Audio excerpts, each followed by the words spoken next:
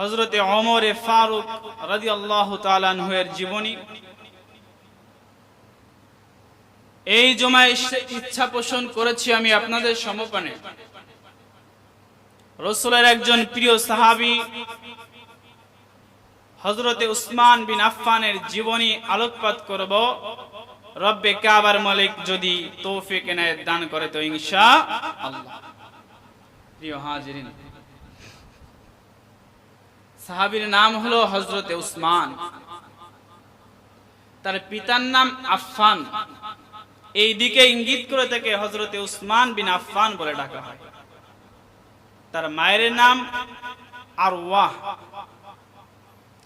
তিনি হস্তি বাহিনীর 6 বছর পর জন্মগ্রহণ করেন, অর্থাৎ 576 খ্রিস্টাব্দে তিনি জন্মগ্রহণ করেন। অন্যান্য সাহাবীদের মতো হযরতে উসমানের শৈশব এবং কৈশোর নিয়ে তেমন আলোকপাত পাওয়া যায় না,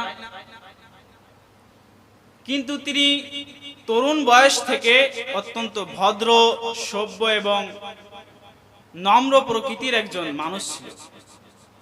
সেই সময়কার আরব বিশ্বের মধ্যে একজন এডুকেটেড পারসন, একজন শিক্ষিত মানুষ এবং ইতিহাসের জ্ঞান তিনি রাখতেন, হযরতে উসমান বিন আফফান রাদিয়াল্লাহু তাআলা। আমরা তার আরেকটা নাম পেয়ে থাকি হযরতে উসমান গনি। তো হযরতে উসমান গনি বলে কেন ডাকা হতো তাকে? তার পিতার দিকে ইঙ্গিত করে তাকে বলা হয় উসমান বিন আফফান। গনি কোন দিকে ইঙ্গিত করে তাকে ডাকা হয়? তিনি তরুণ বয়স থেকে ব্যবসার মধ্যে নিয়োজিত হন। অত্যন্ত বিশ্বস্ততার সাথে, আমানতদারিতার সাথে তিনি অল্প সময়ে ব্যবসা করে অনেক লাভবান হয়ে যান। সেই সময়কার আরব জাহানের ধনী পরিবারের ধনী কিছু সংখ্যক মানুষদের মাঝে তিনি তার নামটাকে লিখিয়ে নেন। তো আরবিতে ধনী অর্থাৎ বলা হয় গনিয়ুন, মানে ধনী। সেই দিকে ইঙ্গিত করে তাকে উসমান গনি বলে ডাকা হয়। এখন আসুন হযরতে উসমান বিন আফফানের ইসলাম গ্রহণ। যখন হযরতে উসমান তার বয়স 30 বছর হয়, অর্থাৎ যৌবনের কিছু বছর পর, 40-এর 10 বছর পূর্বে 30 বছর বয়স যখন তার হয়, হযরতে আবু বকর সিদ্দিক রাদিয়াল্লাহু তাআলা আনহু তার তাবলীগ এবং মেহনতের কারণে তিনি ইসলাম গ্রহণ করেন। ইসলাম গ্রহণকারী 4 জনের মধ্যে তিনি 4র্থ নম্বরে ইসলাম গ্রহণ করেন। এত বড় একজন ভদ্র, একজন ধনী মানুষ, আমানতদারিতা, বিশ্বস্ততার দিক থেকে তিনি শীর্ষে।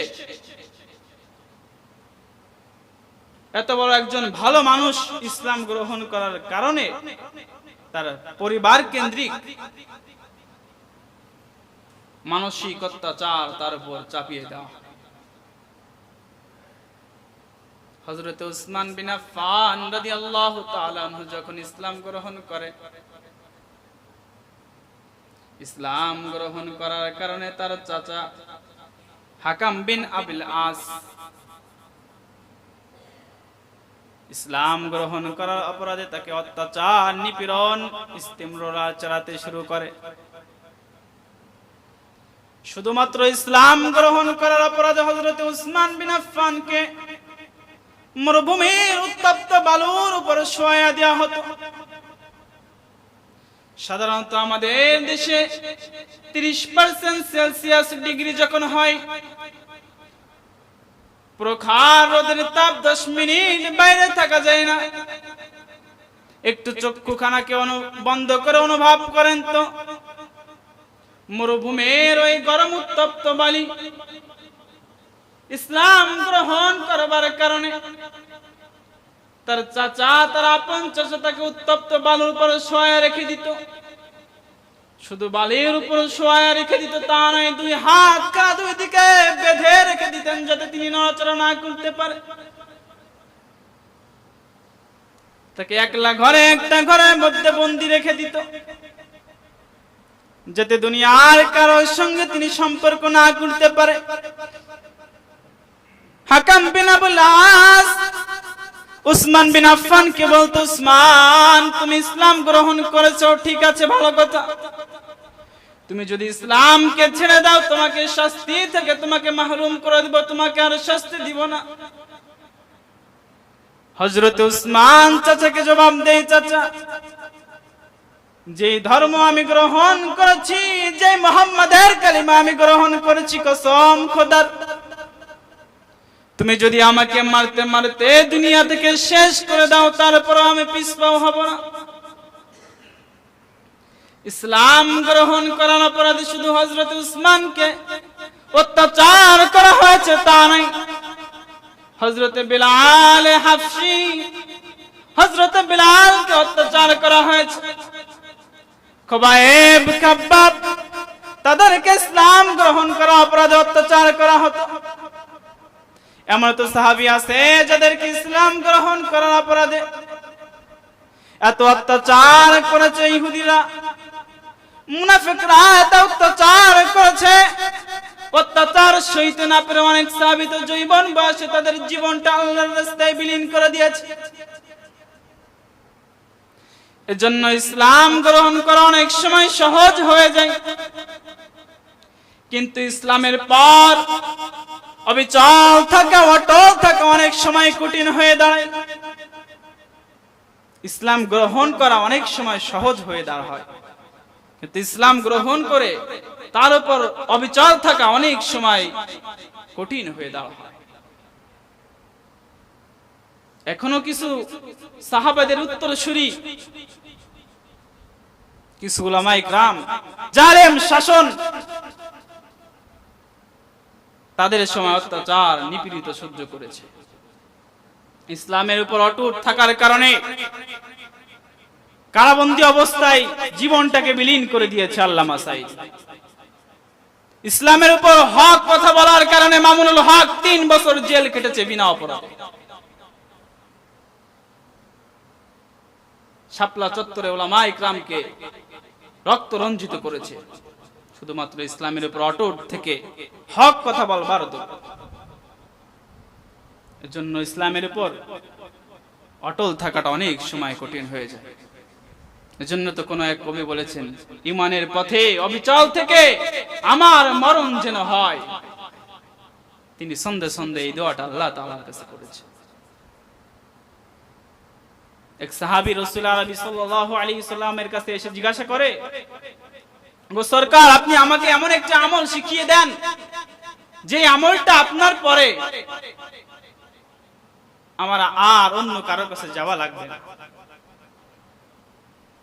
রাসূল বলে, ওগো সাহাবী, আমানতু বিল্লাহ, তুমি আল্লাহর উপর ঈমান আনো, আল্লাহর উপর ঈমান আনয়ন করো এবং তার উপর তুমি অবিচল থাকো। অর্থাৎ ঈমান এনে সেই ঈমানটাকে মজবুত করে পাকড়াও করে ধরো তুমি। এজন্য তো সূরা হামিম সিজদার 30 নম্বর আয়াতে বলা হয়েছে, নিশ্চয় যারা ঈমান এনেছে এবং আল্লাহকে আল্লাহ বলে স্বীকার করেছে, যারা ঈমান এনেছে এবং আল্লাহকে আল্লাহ বলে স্বীকার করেছে এবং এর উপর অটুটভাবে অবিচলভাবে বিশ্বাস স্থাপন করেছে, তাদের কোনো ভয় নাই। যে মুমিন আল্লাহকে আল্লাহ বলে স্বীকার করবে, তার উপর মজবুতভাবে অটল থাকবে, সেই মুমিন কখনো ভারতকে ভয় করতে পারে না, সেই মুমিন কখনো তন্ত্র মন্ত্র বিশ্বাসী হতে পারে না, সেই মুমিন কখনো আমেরিকা, চীন তাদের মতো দেশকে ভয় করতে পারে না। তারা একমাত্র ভয় করবে আল্লাহ। এবং যারা এই আল্লাহকে ভয় করে তার উপর মজবুতভাবে অটল থাকবে, আল্লাহ পাক তাদের জন্য ঝাঁকে ঝাঁকে ফেরেশতা নাজিল করবেন, ফেরেশতা পাঠাবেন এবং তাদেরকে সুসংবাদ দেয় তোমাদের কোনো ভয় নাই, তোমরা ঈমানের উপর অটুট থাকো, নিশ্চয় তোমাদের জন্য আল্লাহ তাআলা জান্নাত ঘোষণা করেছে। বলি সুবহানাল্লাহ। ঈমানের উপর অটুট থাকতে হবে, আল্লাহর উপর তাওয়াক্কুল করে আল্লাহকে ভয় করতে হবে। এখন আসুন, হযরতে উসমান বিন আফফানের আরেকটা উপাধি ছিল। উসমান বিন আফফান উপাধিটা কেন, এটা তো শুনলাম। হযরতে উসমান গনি বলে কেন ডাকা হতো, এটাও তো শুনলাম। এখন আসুন, তাকে আরেকটা নামে ডাকা হতো, হযরতে উসমান বিন জিন্নুরাইন নামে তাকে ডাকা হতো। জিন্নুরাইন অর্থ দুই নূরের অধিকারী, তাকে জিন্নুরাইন বলে কেন ডাকা হতো? রাসূল আরবি সাল্লাল্লাহু আলাইহি ওয়াসাল্লামের প্রথম মেয়ে রুকাইয়াকে হযরত উসমান বিন আফফানের সঙ্গে বিবাহ দেন। বিবাহ দেওয়ার পর রুকাইয়ার ইন্তেকাল হয়ে যায়। আল্লাহর ডাকে তিনি সাড়া দিয়ে দুনিয়া ত্যাগ করে চলে যান। তিনি দুনিয়া থেকে ত্যাগ করে চলে যাওয়ার পর রাসূল আরবি সাল্লাল্লাহু আলাইহি ওয়াসাল্লাম একদিন হযরত উসমান বিন আফফানের খোঁজ খবর নেওয়ার জন্য তার কাছে যান। গিয়ে দেখে হযরত উসমান মন মরা হয়ে বসে আছে, একটি চিন্তিত ভাব তিনি বসে আছেন। রাসূল জিজ্ঞাসা করে, হযরত উসমান, ওগো আমার উসমান, তোমার এখন কি অবস্থা, কি হাল হাকিকত তোমার? হযরত উসমানের মনোভাব এটা বুঝতে পেরে আল্লাহ তাআলার হুকুম চলে আসে। আল্লাহ তাআলার পক্ষ থেকে একটা হুকুম চলে আসে যে রাসূলের আরেকটা মেয়ে যেন হযরত উসমানের সঙ্গে বিবাহ দেয়। তো আল্লাহর পক্ষ থেকে হযরত উসমানকে ঘোষণা দিয়ে রাসূল শ্রবণ করায়, ওগো উসমান, আল্লাহর পক্ষ থেকে ঘোষণা এসেছে, আমি যেন আমার আরেকটা মেয়ে তোমার সঙ্গে বিবাহ বন্ধনে আবদ্ধ করে।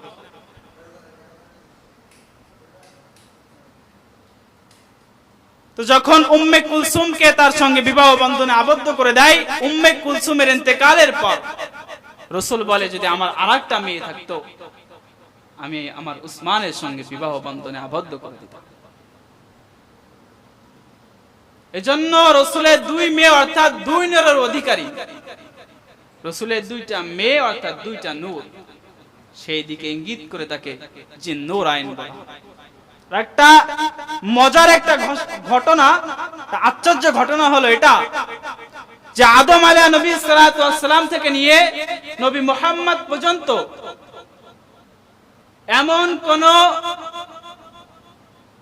ঘটনা পাওয়া যায় নাই, এমন কোন নূরের অধিকারী হয় নাই যাকে নবীদের দুইটা মেয়ে তার সঙ্গে বিবাহ বন্ধনে আবদ্ধ করা হয়েছে। একমাত্র হযরতে উসমান বিন আফফানের সঙ্গে নবীজির দুইটা মেয়ে বিবাহ বন্ধনে আবদ্ধ করা হয়েছে। বলি সুবহানাল্লাহ। এজন্য তাকে জিন্নুরাইন বলে ডাকা হয়।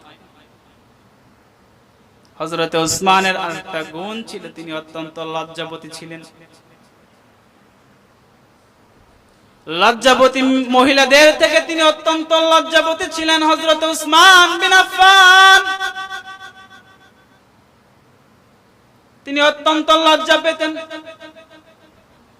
রাসূল আরবি সাল্লাল্লাহু আলাইহি ওয়াসাল্লাম একদিন হযরত আম্মি জান আয়েশা রাদিয়াল্লাহু তাআলা আনহু তার ঘরের মধ্যে শুয়ে আছেন।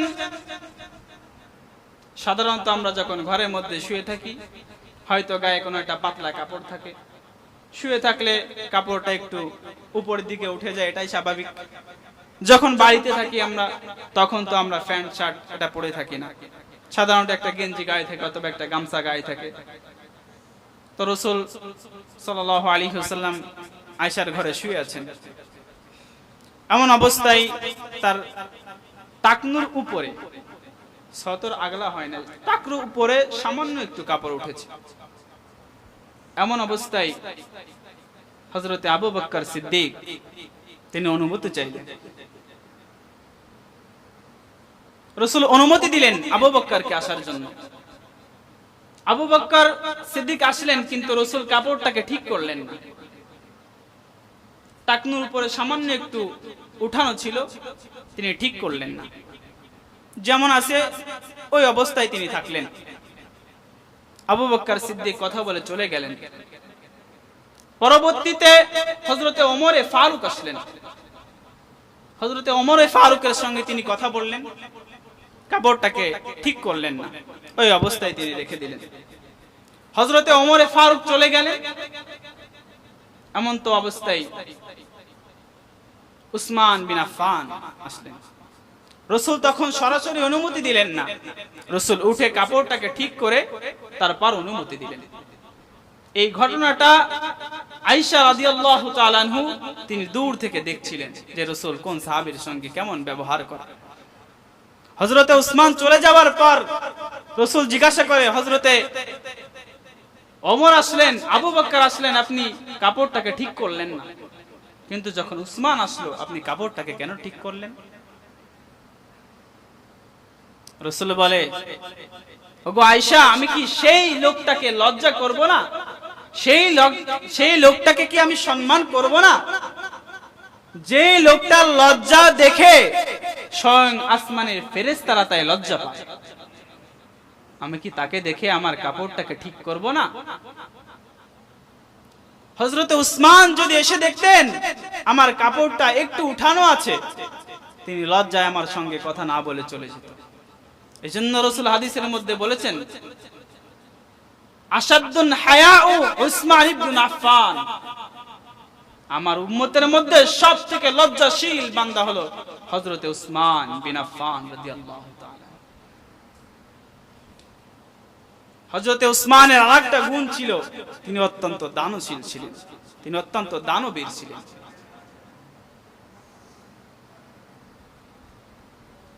মদিনার মধ্যে যখন তারা হিজরত করে মক্কা থেকে মদিনায় গেলেন, মদিনায় যাওয়ার পর পানির সংকট, রাসূল বললেন, কে আছে এমন আমার উম্মতের জন্য একটা পানির কূপ কিনে উম্মতের জন্য সদকা করে দিবে? ৩৫,০০০ দিরহামের বিনিময়ে একটা কূপ কিনে তিনি উম্মতের জন্য সদকা করে দিলেন। বলি সুবহানাল্লাহ। মসজিদে নববীতে জায়গা সংকট দেখা দিয়েছিল, রাসূল বললেন, কে আছো এমন যে একটু মসজিদে নববীর পাশে যে খালি জায়গাটুকু আছে, জায়গাটুকু ক্রয় করে মসজিদে নববীর জন্য দান করে দিবে। তবে শর্ত হলো জায়গাটুকু দান করবে, বিনিময়ে দুনিয়াতে কিছু পাইবে না, তার জন্য আমি একটা জান্নাতের জিম্মাদার হয়ে যাব। দুনিয়াতে কিছু পাইবে না, অর্থাৎ মসজিদের জন্য জায়গা ক্রয় করে দিয়েছে, এজন্য সেই ব্যক্তিকে মসজিদের সভাপতি, মসজিদের একটা পদ দেওয়া হবে, এমনটা পাইবে না। দুনিয়াতে কিছু পাইবে না, এর বিনিময়ে তুমি জান্নাতে, আমি রাসূল জান্নাতের একটা জিম্মাদার হয়ে যাবে। হযরতে উসমান নিজের অর্থ খরচ করে মসজিদে নববীর জন্য জায়গাটা ক্রয় করে দিলেন। এত বড় দানবীর হযরতে উসমান বিন আফফান ছিলেন। সর্বশেষ হযরত উসমান বিন আফফানের শাহাদাত। হযরতে ওমর ফারুকের পর হযরতে উসমান বিন আফফান রাদিয়াল্লাহু তাআলা আনহু তিনি সাহাবাদের পরামর্শ ক্রমে তিনি খিলাফতের দায়িত্ব পান। খিলাফতের দায়িত্ব গ্রহণ করার পর মুনাফিকরা তাকে অনেক নিপীড়ন, অনেক অত্যাচার শুরু করে। রাসূল ইন্তেকালের পূর্বে হযরতে উসমান বিন আফফানকে বলেছিল, ওগো উসমান, আমি মরার পর তোমাকে আল্লাহ তাআলা অচিরে এমন একটা জামা পরিধান করাবে যে জামাটা খুলে নেওয়ার জন্য মুনাফিকরা অত্যন্ত চেষ্টা করবে, কিন্তু উসমান, তোমার শরীরে রক্ত থাকা পর্যন্ত, তোমার শরীরে জীবন থাকা পর্যন্ত এই জামাটা যেন মুনাফিকরা না খুলে নিতে পারে। মুনাফিকদের মধ্যে একজন আব্দুল্লাহ ইবনে সাবা, তিনি মদিনার মুসলমানদেরকে উস্কাই দিলেন। খিলাফতের দায়িত্বটা হলো হযরতে আলী, উসমান জোর করে নিয়েছে, নাউজুবিল্লাহ মার্কা কথা বলে মুসলমানদেরকে উস্কাই দিলেন। যখন সবাই হজের মৌসুম, হজের জন্য রওনা করলেন, এমন তো অবস্থায় সকল মুসলমানরা তো হজের দিকে রওনা করেছে। সেই অবস্থায় আব্দুল্লাহ ইবনে সাবা একটা কাফেলা নিয়ে এসে হযরতে উসমানের বাড়িকে ঘেরাও করে ফেললেন। 10 দিন পর্যন্ত হযরতে উসমানকে খাদ্য পর্যন্ত দেয় না, পানি পর্যন্ত দেয় না। হযরত উসমান বিন আফফান রাদিয়াল্লাহু তাআলা আনহু জালানা থেকে উকি মেরে মুখটাকে বের করে সেদিন মদিনার মুসলমানদের উদ্দেশ্যে বলেছিল, ওগো মদিনার মুসলমান, তোমাদের কি মনে পড়ে সেই কথা রাসূল যেদিন বলেছিলেন, কে এমন আছো বীরের উমাটা কিনে মুসলমানদের জন্য অক্ষ করে দিবা? সেদিন আমি উসমান নিজের অর্থ খরচ করে মুসলমানদের জন্য বীরের উমাটা ক্রয় করে অক্ষ করে দিয়েছিলাম। সেই বীরের উমা থেকে আজ আমি উসমানের জন্য এক ফোঁটা পানি পর্যন্ত তোমরা বরাদ্দ করতে পারলে না। 10 দিন পর মুনাফিকরা হযরত উসমানের ঘর ভেঙে তার ঘরে ঢুকে গেল। হযরত উসমান রোজারত অবস্থায় ছিলেন। রাসূল স্বপ্ন যুগে দেখায়, উসমান সাহরি করবা দুনিয়াতে, ইফতার করবা আমি ওমর এবং রাসূলের সঙ্গে জান্নাতে। হযরত উসমান ইফতারি পূর্ব মুহূর্তে কোরআন খানা হাতে নিয়ে তেলাওয়াত করতেছিলেন। এমন অবস্থায় মুনাফিকদের একটা দল ঘর ভেঙে হযরত উসমানের ঘরের মধ্যে প্রবেশ করে। মুনাফিকদের মধ্যে একজন তার তরবারি দ্বারা হযরতে উসমানের মাথা থেকে কল্লাটাকে আলাদা করে দেয়। সঙ্গে সঙ্গে হযরত উসমানের শরীর থেকে একটা রক্তের ফোঁটা ফিনকি দিয়ে কুরআনুল কারীমের মধ্যে পড়ে। এজন্য বলা হয়েছে, ওয়ালা তাকুলু লিমান ইউকতালু ফি সাবিলিল্লাহি আমওয়াত বাল আহইয়াউ ওয়ালাকিন লা তাশউরুন। যারা আল্লাহর রাস্তায় শহীদ করতে গিয়ে, আল্লাহর রাস্তায় জিহাদ করতে গিয়ে শহীদ হয়, তাদেরকে মৃত বলো না, তারা জীবিত, বাস্তবে তোমরা তা অনুভব করতে পাও না। যারা আল্লাহর রাস্তায় জিহাদ করতে গিয়ে শহীদ হয়, এমন শহীদদের যখন কিরামান কাতিবিন, যখন ফেরেশতারা এসে তাকে জিজ্ঞাসা করবে, মান রব্বুকা মান দীনুকা মান নবিয়ুকা, তখন শহীদ তার গায়ের পোশাকটা দেখিয়ে বলবে, বেটা দেখো না, শহীদের রক্ত গায়ে লাগিয়ে নিয়ে এসেছি। বিনা হিসেবে আল্লাহ তাআলা তাদেরকে জান্নাত দিয়ে দিবেন। এজন্য বলা হয়েছে, ইতিহাসের পাতায় এমন একজন শহীদ রয়েছে, কারো বা শাহাদাতের সাক্ষ্য প্রদান করবে তার তরবারি, কারো বা শাহাদাতের সাক্ষ্য প্রদান করবে তার গায়ের পোশাক, কারো বা শাহাদাতের সাক্ষ্য প্রদান করবে তার উট। ইতিহাসের পাতায় এমন একজন শহীদ রয়েছে, তার শহীদানদের সাক্ষ্য প্রদান করবে স্বয়ং আল্লাহ তাআলার কুরআন। সেই শহীদ হলো হযরতে উসমান বিন আফফান রাদিয়াল্লাহু তাআলা।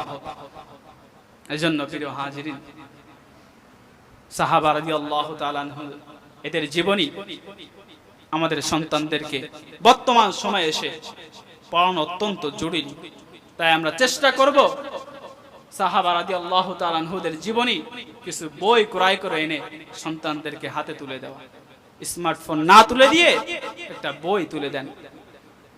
যখন ওই বইগুলো পড়ে ভিতরে অনুপ্রেরণা জাগাতে পারবে, তখনই আপনার সন্তান দ্বারা আপনি রাষ্ট্র পরিচালনা করার একটা স্বপ্ন দেখতে পারবেন। স্মার্টফোন তুলে দিলে জীবনে রাষ্ট্র পরিচালনা করার স্বপ্ন দেখতে পারবেন, ফ্রি ফায়ার চালানোর স্বপ্ন দেখতে পারবেন, রাষ্ট্র পরিচালনা করার স্বপ্ন দেখতে পারবেন। এজন্য আল্লাহ পাক রব্বুল আলামিন আমাদের সকলকে সাহাবা রাদিয়াল্লাহু তাআলা আনহুদের জীবনীকে আঁকড়ে ধরে সেই সূত্রপাতে চলবার তৌফিক দান করে সকলে বলে আমিন। নাসরুম মিনাল্লাহি ওয়া ফাতহুন করিব।